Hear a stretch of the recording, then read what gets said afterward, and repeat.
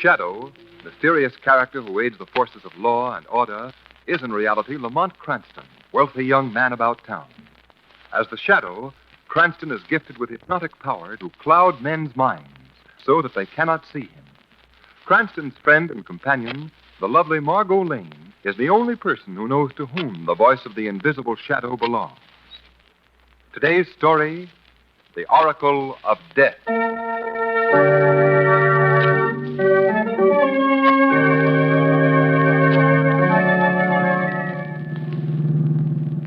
Hey, we just missed that car, hey? We just missed it.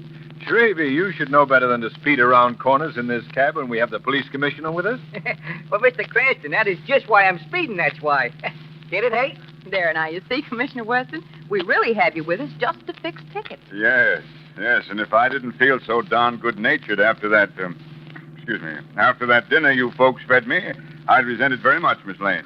Dinner be done, Commissioner. Can't we persuade you to change your mind and come along to the theater with us? No, I'm sorry, Cranston. I've got to get back to headquarters. Oh, now, Commissioner, please. No, Pretty please? not even with sugar on it. I have to be on the job. We've been taking quite a beating lately. Been a series of petty crimes all over the city. When our percentage of arrests is too small to please the mayor's committee, I'm always the first target. They're hard on you, are they? Yes, like some of the so-called first citizens of our city, they want to clean everybody's house but their own.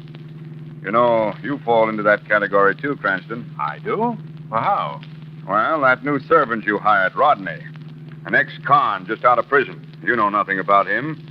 Yet you'd kick like a steer if you came home some night and found the place cleaned out. Oh, Commissioner, Rodney would never do that. How do you know? Well, because Rodney's perfectly harmless. Besides, I know for a fact that he was falsely convicted of the crime that he went to jail for. Oh, you do you? Yes. Who told you? Why, Rodney? Well, now, that's... he told you. Of all... Rodney told her. Hey, stop this cab. You're passing headquarters. Okay. The headquarters make me nervous, they make me. He's a real fine, that hack driver. He is a real fine. Well, thanks for the dinner. And look, Cranston, get rid of that servant, will you? Commissioner, I'll have to report you to the mayor's committee. You bet. Oh, good night. Okay, let's go, Shrevey. Off we go in a twinkle of an eye, in a twinkle. Lamont, you shouldn't tease poor Commissioner Weston like that. You shouldn't tease him. Why, way down deep, Margot. He loves to be teased. Shrevey, look out! Oh. Hey. Say, did you see that boob step right in front of our hack? We hit him, Lamont. We hit that man. He walked right in front of the cab. Come on, Shrevey. Yeah, I couldn't help it, Mr. Cranston. You saw what happened. I know. I saw it. Well, you didn't run over him. That's one good thing. Yeah, I couldn't help it, Mr. Cranston, honest. I know you couldn't, Shrevey. Oh, wait a minute. He's been knocked unconscious. Come on, give me a hand. We'll get him medical attention at once.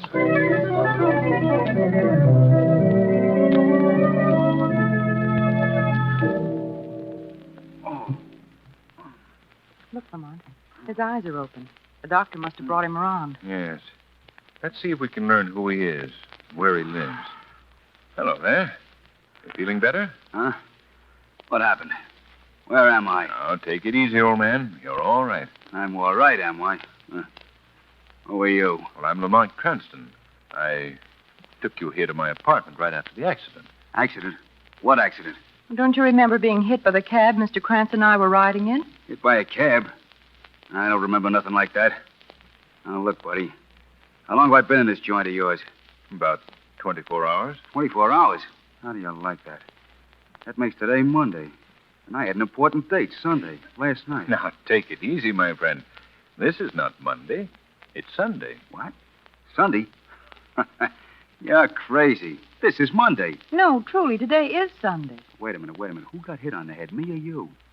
I know that yesterday was Sunday, and I can prove it by the newspaper extra they were selling on the streets before I was hit.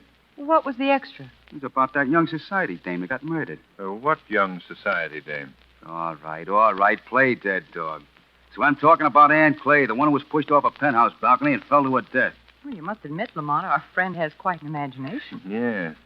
I'm sorry, old man, but Ann Clay is very much alive. We saw her at dinner just about an hour ago. Look, mister, let's stop fooling. Ann Clay was killed last night. Extra,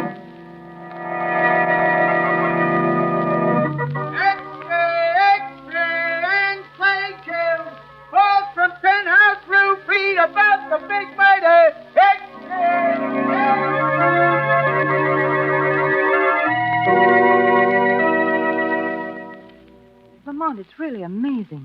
man actually foretold the future. Yes. Yes, there's no denying that. I've never heard of anything like it. If you'll pardon me, sir. Oh, yes, yes, Rodney. It's dangerous, sir. Dangerous having someone like that man around. Are you afraid of him, Rodney? Oh, frankly, Miss Lane, I am. That supernatural power he seems to have can lead to, well, to anything. I wouldn't let it worry you, Rodney. Come on, Margot. I want to go in and have another talk with our psychic wonder. He's still dangerous to have around. I know he is. Don't worry, Rodney. Yeah, remind me not to worry, too, will you? Hello there. Hello. Feel any better? Sure. Now, look, by the way, what is your name? Spud. Just Spud? Just Spud. Mm-hmm. Well, look, Spud. Something quite extraordinary has happened that I feel you should know. First, you've got to believe me when I tell you that we were telling the truth when we told you that last night was Sunday, not Monday. What about it? Just this. You told us about the death of young Ann Clay before it actually happened. So? Well, how do you account for it, Spud? What do you think made you do it? I don't know. Well, have you always done this? Have you always been able to foretell the future? You think I'd have looked like I did when you found me if I could, lady? Then what's caused this thing? Now, look. I know you think I'm nuts. But that makes us even because I think you're nuts. Now, tell me, wise man, what day do you think this is? Well, Monday, of course. Yeah, Monday. Well, I say it's Tuesday. Uh-oh. Here we go again, Lamont. Well, look, can you prove it, Spud? Sure. Yesterday, that's Monday according to me, at 3 minutes past 6 at night, the Continental Bank was knocked over. Lamont, do you think that's another prediction? I don't know. Hey, let me see. It's 5 minutes past 6 now. Well, just to be on the safe side, I'll call Commissioner Weston and pass the word along. Still don't believe me, huh? No, I haven't said I don't believe you, Spud. But you'll forgive us if we do hope you're wrong. You can understand that. I'll tell you this much, Spud. If you think... Police headquarters. Hello, Commissioner Weston, please. Who's calling him? Lamont Cranston. Yes, sir. Just one moment. Go ahead. Hello, Commissioner. Yes? This is Lamont Cranston. What's on your mind, Cranston? Look, now, I don't want you to think I'm crazy. And please don't ask me where I received my information. But I have reason to believe that the Continental Bank will soon be robbed. So get some men over there quickly. Cranston, you're a very smart guy. The Continental was robbed 5 minutes ago.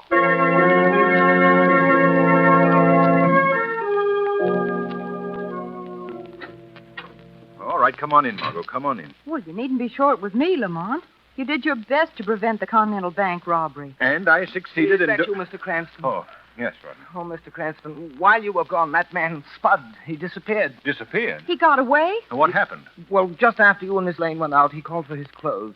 When I wouldn't give them to him, he took one of your suits. Oh, well, didn't you try to stop him? Oh, yes, I did, but he overpowered me and left. Where did he go? Well, I saw him take a cab in front of the door, and when the driver returned, I learned the address he was taken to. I jotted it down on this piece of paper, sir. Good work, Rodney. 160 South Street, the lower end of town. Oh, I did my best to keep him here, sir. Yes. I can tell that by the condition of your left eye. He landed a lucky right hand. I wasn't looking, sir. Oh. Margot, we've got to locate this man at once. Why, Lamont? I've done a great deal of thinking about those psychic powers of his. And I've come to the conclusion that this whole thing has been a gigantic hoax. What do you mean? I believe that our friend Spud has been acting as a tool for a devilishly clever crime ring. You mean his predictions were all planned, sir? Yes, Rodney, planned in advance. That's how he was able to foretell the future. Come along, Margot. We're going to the South Street address. See you later, Rodney. Yes, sir, but do be careful, sir. Well, don't you think you ought to tell Commissioner Weston all about it first? No, Margot. My visit to our friend Spud is a job for the Shadow.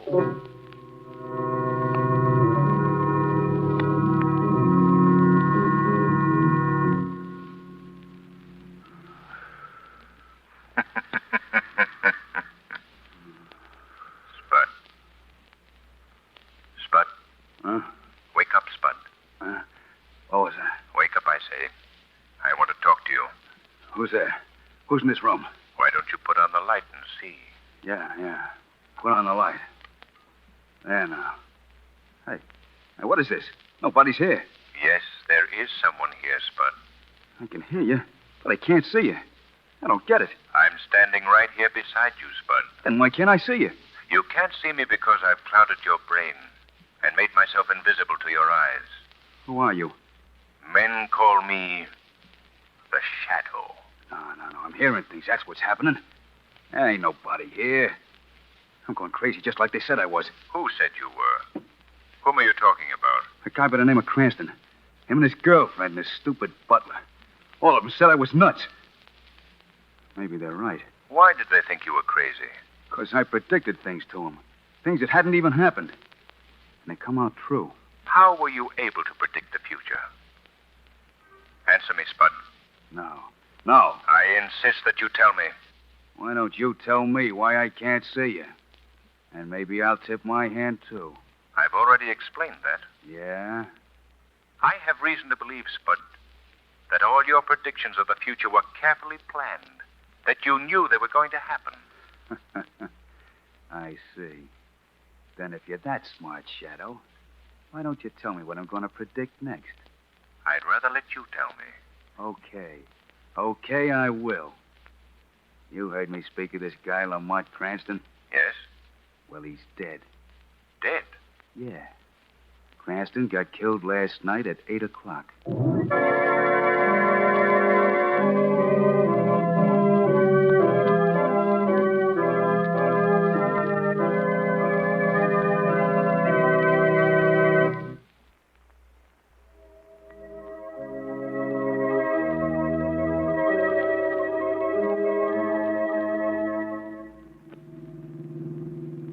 Oh, Mr. Cranston, here we are at your apartment. Here we are. My apartment? Oh, yes. Fine, sweetie. Yeah, and I must say so, if you will pardon me. For a man who was on the gabby side usually, you've been very ungabby all the way home. Is it trouble that's bothering you, is it, hey? Trouble that? Oh, no, sweetie. I was just thinking about the appointment I have at 8 o'clock tonight. Mr. Cranston, you got something on your mind, you have. Look, can I help you out, hey? No, sweetie, I'll take care of this myself. But in case anything should go wrong, I want you to wait outside the building and watch everyone who enters and leaves. Like a hawk, I will. Like a hawk. Hawk, sure, that's me. Shrevey, if I don't come downstairs by 10:15, you come up and get me.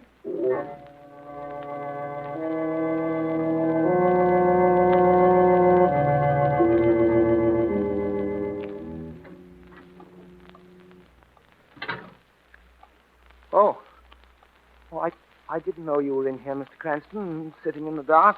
That's all right, Rodney. I'm waiting for someone. Call at 8 o'clock. I see. Well, it's almost that now. I'll take it, Rodney. You'll excuse me, then. I have some work to finish in the pantry. Yes, of course. Hello? Cranston, Yes? this is Commissioner Weston. Oh, yes, Commissioner. Look here, man. I want to find out how you knew about that Continental Bank stick-up. Why? Well, because of your call telling us about it before the news broke on the street. You're suspected by the mayor's committee of having pulled the job yourself.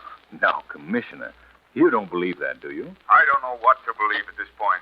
Look, Commissioner, all I can tell you is that I received my information from a man that I picked up who claimed to have psychic powers. Huh?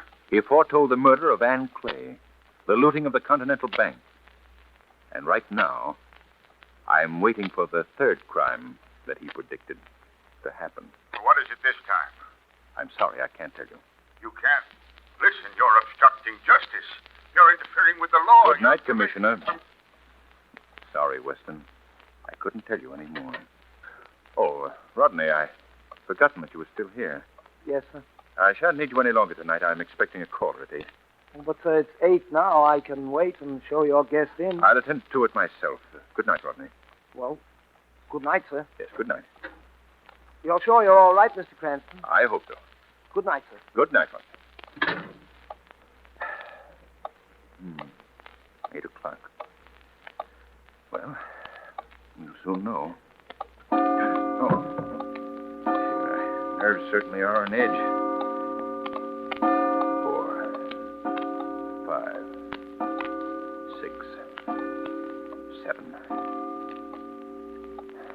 8. Well, this appears to be one time that our young man's prophecy didn't work as he thought. Well, I could use a good night's sleep. Yes? What do you think you're doing? Oh. That's for luck, Cranston.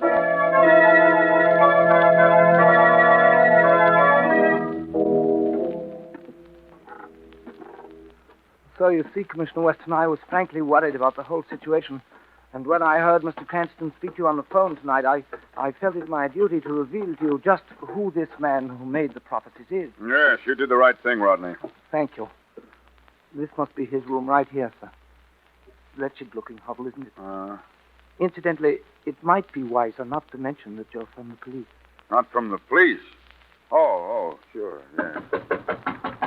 Who's there? Come on, open up. Remember, not from the police, Commissioner. Well, I only said that... yes, I see what you mean. Who are you? What do you want?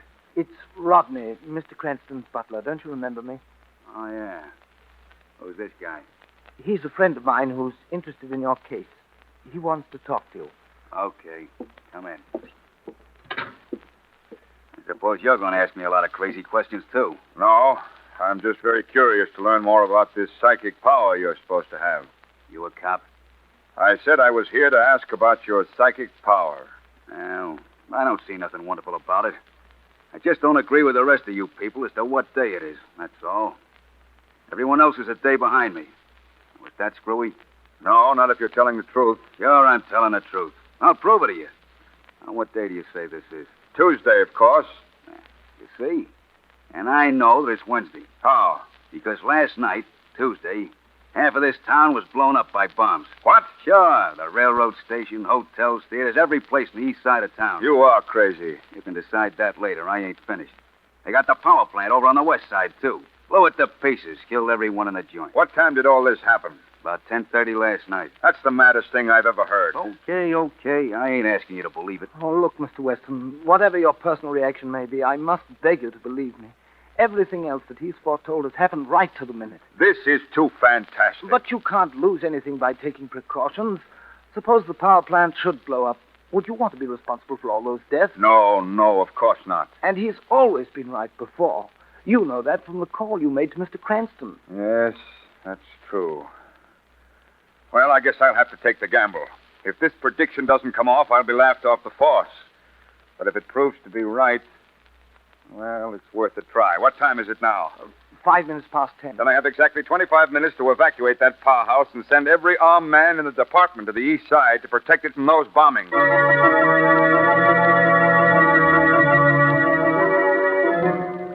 Duffy, call the power plant and order all workers to leave the building until further notice. Yes, sir. Edwards, I want officers posted at every theater, hotel, and public building on the east side. Right. Cardona, post a cordon of men around the railroad station. Have them pick up any and all suspicious characters they find. And hurry, man, hurry.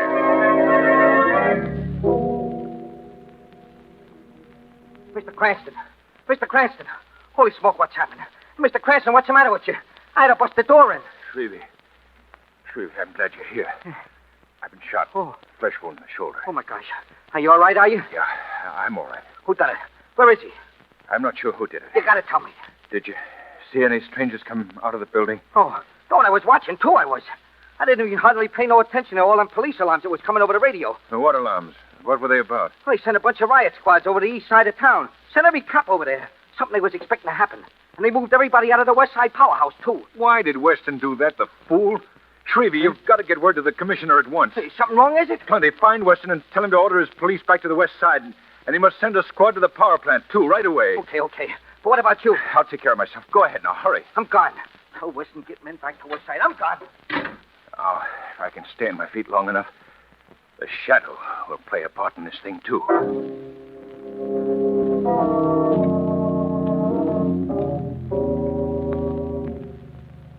Well, how do things look, Spud?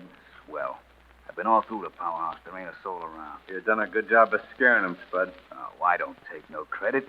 The chief was the one who thought up the whole scheme. That's working perfect.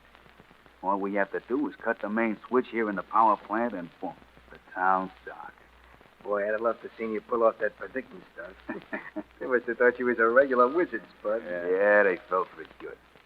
Nobody but that dope Lamont Cranston tumbled that it was planned like clockwork. And he's been taken care of. You should have seen that wise guy, Police Commissioner Weston. He went for it bigger than any of the others. Well, I got everything all set to cut off the power. As soon as the chief gets here... Hey, wait a minute. Here he comes. Everything set up? Yeah, perfect. They didn't even leave a watchman. Good. I got the rest of the men posted at every worthwhile store and money center on the west side. When we pull the switch and the lights go off, they begin working. Isn't that a copper to bother him? No. Right. No, they're all over on the east side, waiting for the bombs that will never explode. Well, we might as well get things started. Where's that main switch? Right here, Chief. I'd like the honor of pulling it myself. Okay. This is it. The city goes dark. Who knocked my hand off that switch? What do you mean? What was that?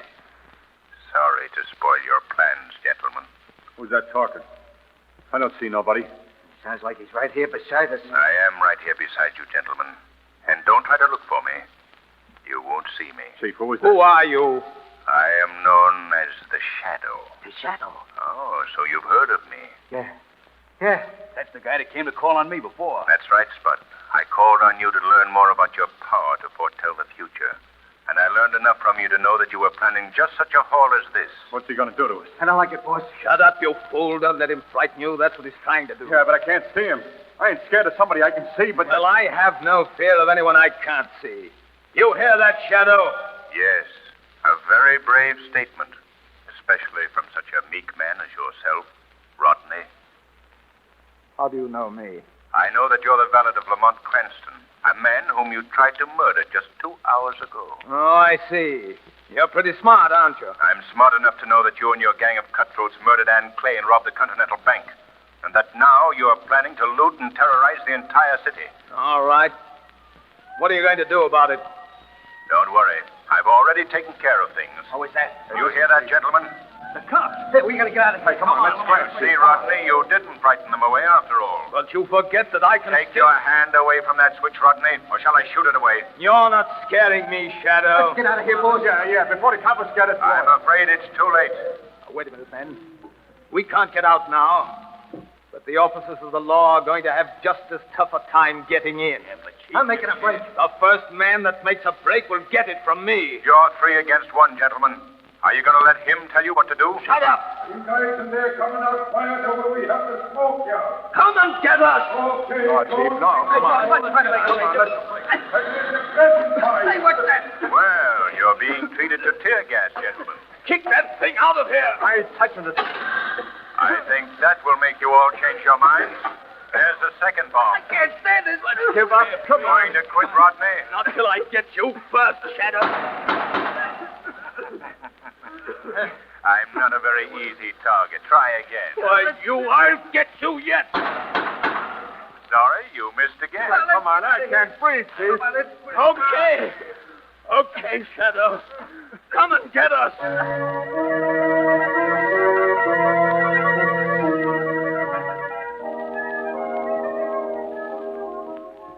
How does your shoulder feel, Lamont? Oh, it's healing nicely, Margot. You'll be happy to learn, Lamont, that your man Rodney and his entire gang have been rounded up and put behind bars. Good work, Commissioner. Oh, it was nothing, really.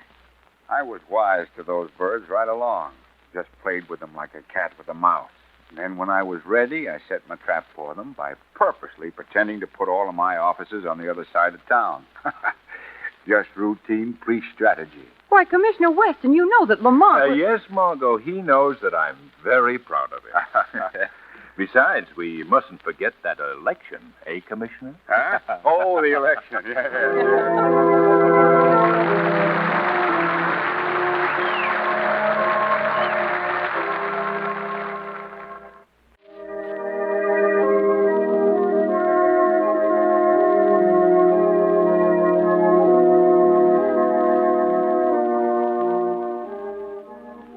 Today's program is based on a story copyrighted by the Shadow magazine. The characters, names, places, and plot are fictitious. Any similarity to persons living or dead is purely coincidental.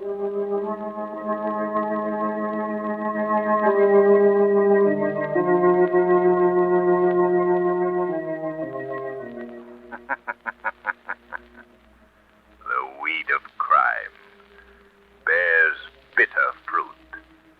Crime does not